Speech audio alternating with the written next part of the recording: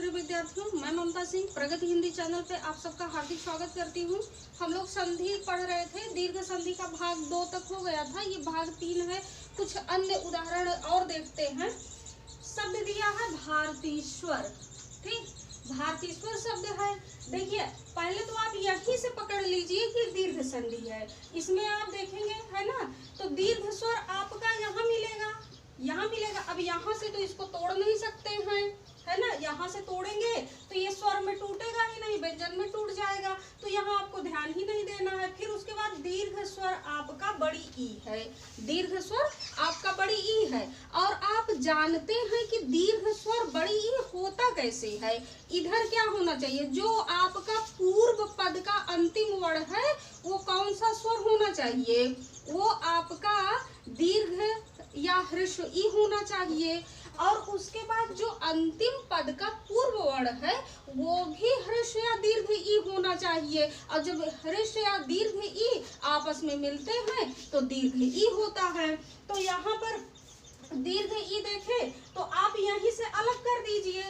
यहीं से जब अलग करेंगे, मान लीजिए अभी हम आपको समझा रहे हैं कि आप इसको दीर्घ ई को यहाँ निकाल लीजिए, ठीक। दीर्घ ई को निकाल लिए तो इधर क्या बच रहा है, इधर बच रहा है भारत, है ना। और वो भी ई को निकाल लिए हैं तो हलंत, ठीक। उसके बाद इधर क्या बच रहा है, इधर बच रहा है आधा सा बच रहा है, वा बच रहा है और ये रा बच रहा है, ठीक। अब आप ध्यान दीजिए कि दीर्घ ई बनता कैसे है। भाई ऐसे तो हो नहीं जाएगा, इधर भी ह्रस्व या दीर्घ ई रहे और इधर भी ह्रस्व या दीर्घ ई रहे, तब जाके आपका दीर्घ ई बनेगा। तो आप यहाँ पर ई कर दीजिए, है ना, इसको ई लिख दीजिए तो ये हो जाएगा भारती। और इधर भी आपको ई लिखना है, तब जाके वो दीर्घ ई हुआ है। तो इधर आप लिखेंगे ईश्वर। अब यहाँ पर जो दीर्घ ई आया है, ये दीर्घ ई आया है, ये वर्तनी की दृष्टि से आया है ना। इसको ध्यान रखेंगे। अगर आप यहाँ छोटी ई लिखते, है ना, ह्रस्व ई लिखते तो नियम के अनुसार तब भी आपका दीर्घ होता, लेकिन वर्तनी की दृष्टि से अशुद्ध हो जाता। जैसे भारतीय आपका ऐसे शुद्ध है, अगर इसी को आप ऐसे कर देते हैं भारतीय तो ये अशुद्ध हो जाएगा। ठीक उसी प्रकार ईश्वर आपका वर्तनी की दृष्टि से उसमें दीर्घ ई होना चाहिए। अगर आपको आप अगर ईश्वर को ऐसे ना लिखकर आप ऐसे लिख देते हैं, छोटी ई के साथ में कर देते हैं, तो ये आपका अशुद्ध हो जाएगा, ठीक। तो इसलिए नियम तो दोनों में वही लगेगा, लेकिन यहाँ पर वर्तनी की दृष्टि से भी ध्यान रखना है। तो भारतीश्वर का संधि विच्छेद क्या हो जाएगा, भारतीश्वर का संधि विच्छेद हो जाएगा भारती प्लस ईश्वर, भारती प्लस ईश्वर, ठीक। उसके बाद शब्द दिया है विद्यार्थी। विद्यार्थी में क्या है, यहाँ पर ये दीर्घ आ का शब्द ले लिया है मैंने, है ना, ज्यादातर शब्द ई के लिए हैं। तो क्या हो जाएगा, विद्या प्लस अर्थी। विद्यार्थी का क्या हो जाएगा, ये हो जाएगा विद्या प्लस अर्थी, है ना, से हो जाएगा विद्यार्थी। अब यहाँ या में आ और इधर आ, दोनों मिलकर क्या हो गया है, दीर्घ आ हो गया है। अर्थी का अर्थ होता है चाहने वाला, अर्थात विद्या को चाहने वाला क्या हो जाता है, विद्यार्थी हो जाता है। फिर उसके बाद शब्द दिया है रतीश, है ना, तो ये हो जाएगा रतीश, रति प्लस ईस हो जाएगा बराबर रतीश। तो यहाँ पर क्या है ना, रति के ता में छोटी ई, ईस में दीर्घ ई, है ना, और दोनों आपस में मिला है तो यहाँ पर दीर्घ ई हो गया है। रति किसका पर्यायवाची है, रतीश किसका पर्यायवाची है, रति कामदेव की पत्नी, है ना, और रति के ईश जो रति के स्वामी है वो कामदेव है। तो रतीश आपका कामदेव का पर्यायवाची हो गया। अब अभीष्ट शब्द दिया है, अभीष्ट में क्या है, दीर्घ ई है ना, दीर्घ ई है। दीर्घ ई होता कैसे है, इधर भी आपका ह्रस्व या दीर्घ ई होना चाहिए और इधर भी होना चाहिए, है ना।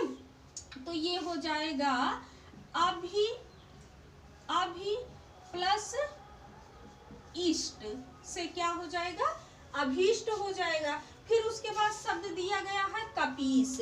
अब कपीस का संधि विच्छेद क्या होगा, तो कपि प्लस ईस हो जाएगा। कपि प्लस ईस से क्या हो जाएगा, कपीस हो जाएगा। फिर उसके बाद शब्द दिया है मुनीश्वर।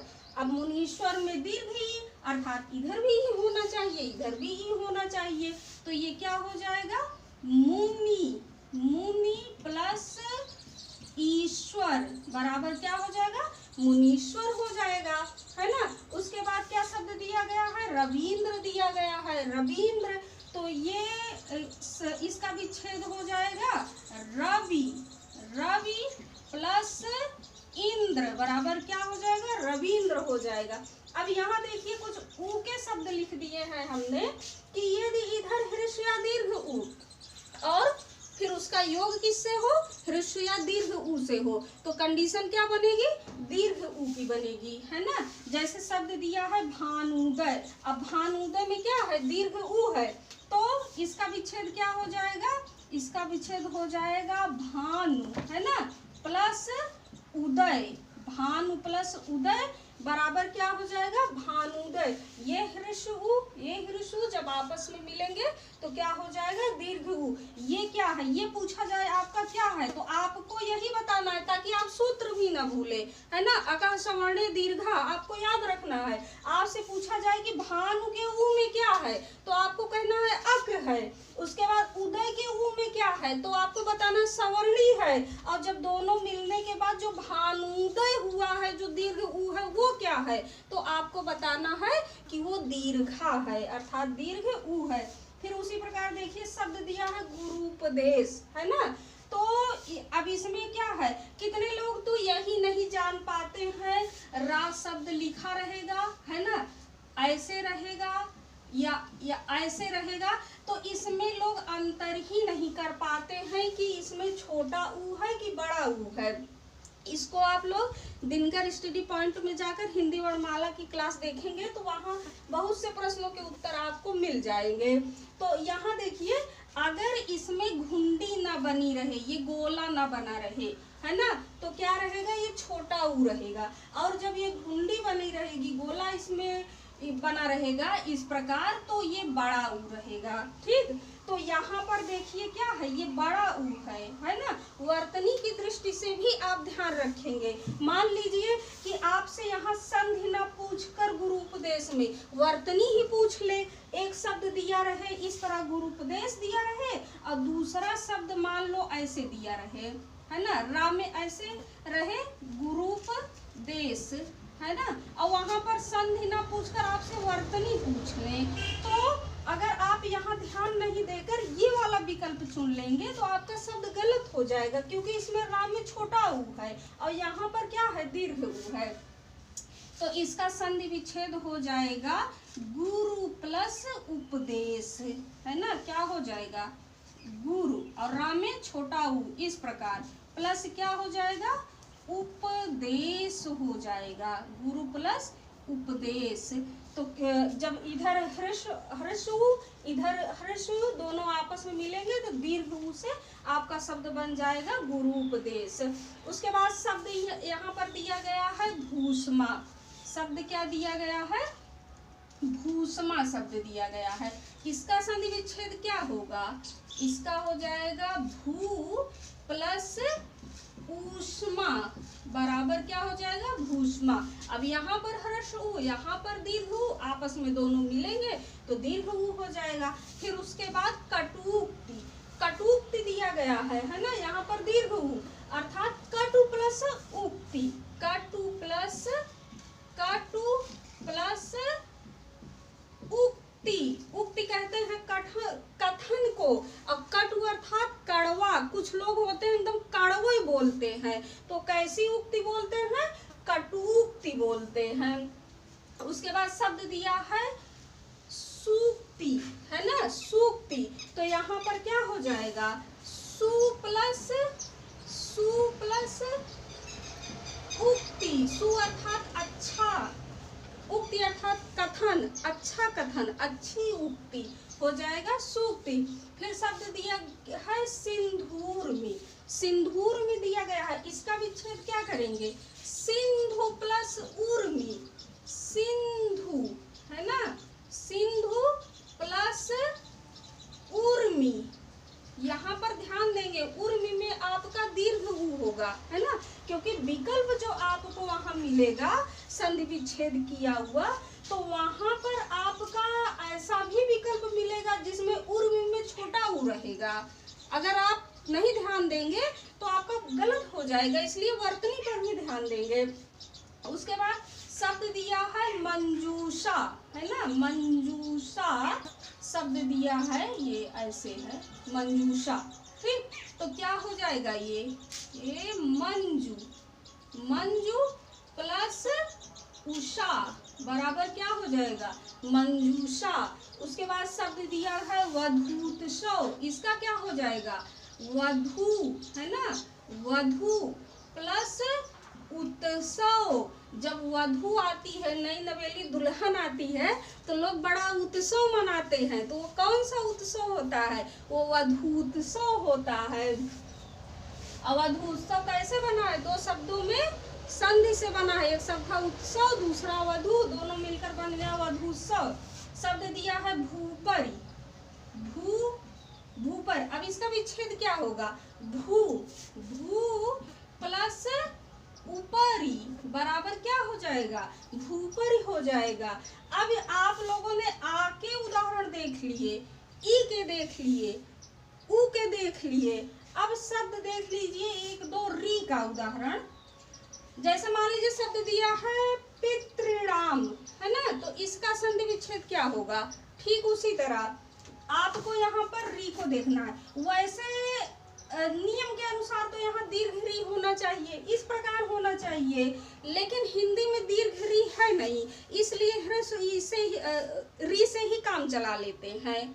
आप नालंदा की बुक में देखेंगे तो वहां पर ऐसे दीर्घ री नहीं लिखा हुआ है, ऐसे ह्रस्व री ही लिखा हुआ है, लेकिन आप नियम जानते रहें, है ना, कि कैसे हुआ है।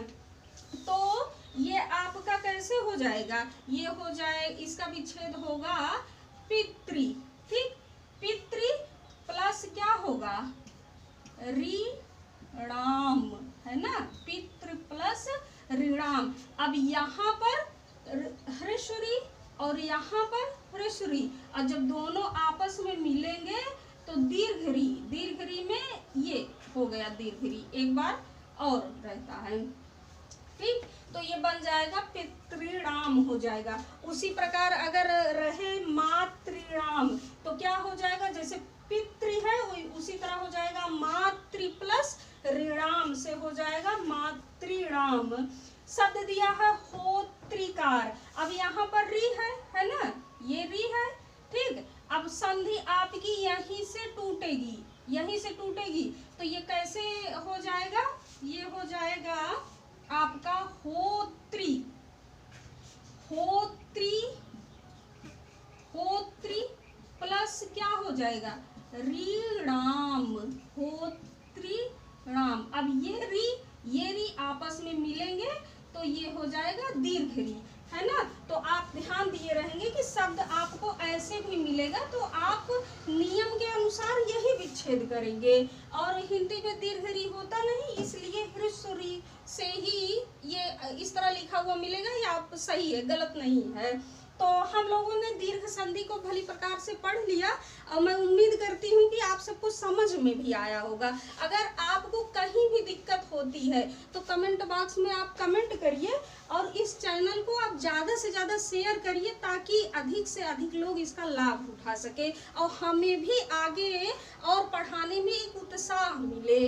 ठीक, तो हम अब इसके आगे नेक्स्ट वीडियो में देखेंगे।